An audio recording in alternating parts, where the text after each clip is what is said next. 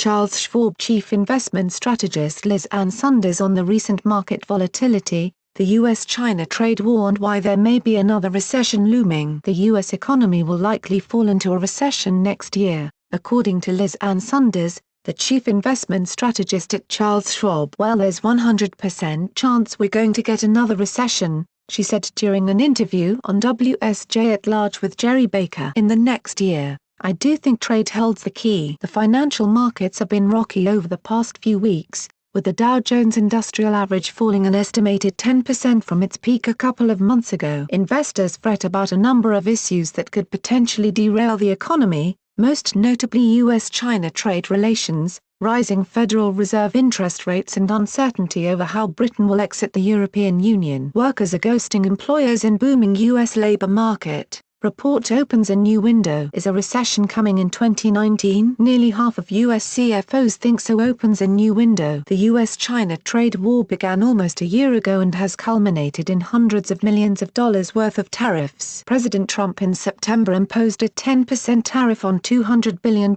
worth of Chinese goods, including a 25% increase by the end of the year. The Chinese government retaliated with tariffs on $60 billion of U.S. goods. However, tensions between the two countries seem to have eased this week. China agreed to temporarily slash its tariff on U.S. autos to 15% from 40%, bringing Washington back in line with other countries. Sanders said the key to the length of the runway between now and the next recession largely relates to whether the U.S. and China manage to strike a trade balance. I think an earnings recession next year is more likely than an economic recession unless we kind of continue down the rabbit hole towards the full amount of tariffs, she said. What do you think?